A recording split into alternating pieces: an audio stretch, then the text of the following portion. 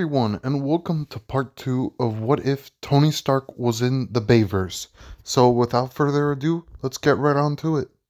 So the entirety of the beginning of Revenge of the Fallen goes exactly the same, where Ironhide and Optimus kill Demolisher. So after that, we cut to Stark Mansion, where I can actually see Tony discovering a new element very early, with a lot of Transformer Cybertronian data in his hands already. Pepper Potts walks into the room, his lab, and hands him an invitation, signed by Rhodey and Lennox, that he's invited to a meeting with the leader of the Autobots, Optimus Prime. You have been wanting to properly meet him, right? Since the only times you've ever interacted with him were in your Iron Man suit. But Tony Stark needs to meet him, right? I guess you're right. But what if this is all the beginning of a bigger invasion? They could be working with the enemy, all for all we know. Yes, I fought beside them, but what if it's just all a trick, and they're evil like that other robot I killed? Well, Tony, from the video feeds that I've seen, these Autobots are protecting our world. They're not trying to harm it.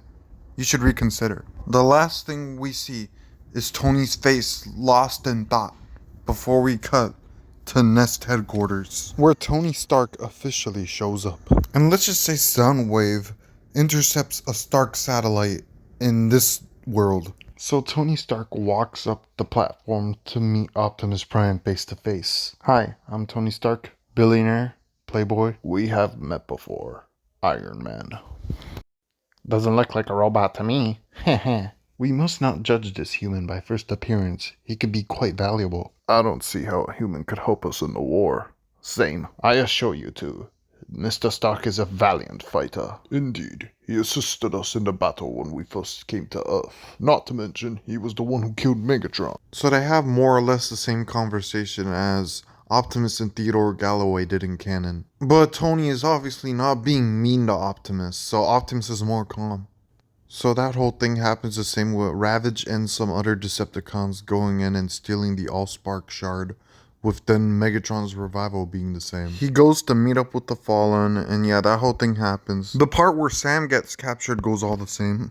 Along with Optimus, Bumblebee, Jazz, and Iron Man accompany him to free Sam. At the forest battle, Optimus and Iron Man stand together. Optimus instantly makes his kill on Grandor, and then a fight happens, Megatron and Starscream versus Optimus and Iron Man, with Optimus rushing at Megatron and literally beating him up like he did all three cons in canon. And that's where we see Iron Man flying around Starscream. Come here, you little bug. And then Iron Man literally shoots him in the head, making Starscream go down. Optimus starts walking around and looking for Sam, with Optimus getting distracted and, just like in canon, getting killed by Megatron. Iron Man's like, kid, get out of here, move. Jazz, we should leave this planet.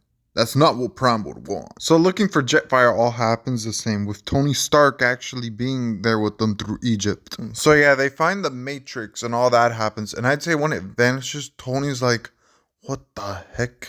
So now we go to the Battle of Egypt, where I can actually see Iron Man and Bumblebee defeating Rampage together. So the Decepticon army arrives, where Tony Stark gives someone a call. He contacts Rhodey to send in an airstrike, and Rhodey does as so. So we see Tony Stark headed into the middle of all the Decepticons. All those Decepticons charge at Tony, but then he uses the same laser ability he did in Iron Man 2. Not killing everybody, but just wounding them. And I say that's when the Autobots come in and finish a lot of them off. Looks like there's more to this human than I thought. Indeed. Get your guys' head in the game. We have cons to bash already. Come on. I can imagine Tony Stark on the ground, then Megatron walking up behind him. You! Tony turns around, Megatron lifts him up and throws him.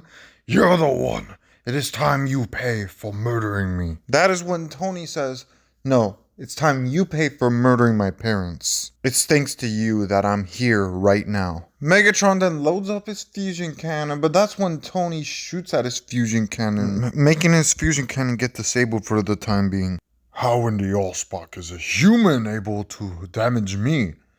I'm always ready for villains like you. That's when Megatron gets mad. He charges at Tony, but Tony uses his arc reactor, shooting at Megatron and causing him to fly away just like in canon. But Megatron doesn't totally fly away. He makes a beeline towards Sam, shooting him just like in canon. So yeah, that whole part's happened where Sam is deemed worthy by the primes and stuff, and then they give him back the Matrix and he uses it to restore Optimus Prime to life.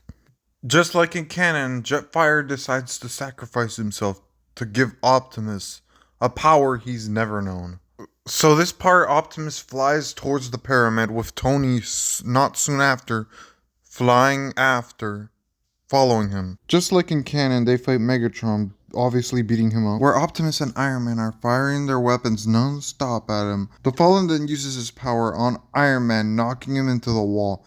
Then him and Optimus continue on fighting, but that is until Iron Man shoots an arc reactor at the Fallen's head, like ripping it off like in canon, and then Optimus finishes him off like in canon.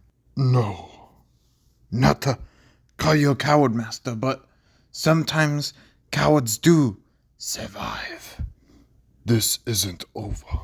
So yeah, that battle is officially over. So he thanks Sam for saving his life. And I would like to thank you, Mr. Stark, for assisting me in defeating the Fallen. Hey, anytime, man. And look, I'm gonna be honest, I never really had the best idea about you when you first came to Earth. But now, I see definitely that your intentions are truthful. And I hope we could stand together in the future as allies. Of course. Optimus gives the exact same ending speech that he did in canon. And that's where I'm going to leave it off here, everybody. Now, I know what you guys are saying. This was pretty short. There just wasn't really a lot in this movie to give Tony Stark, aka Iron Man, shining moments. But I'll see you guys in part 3.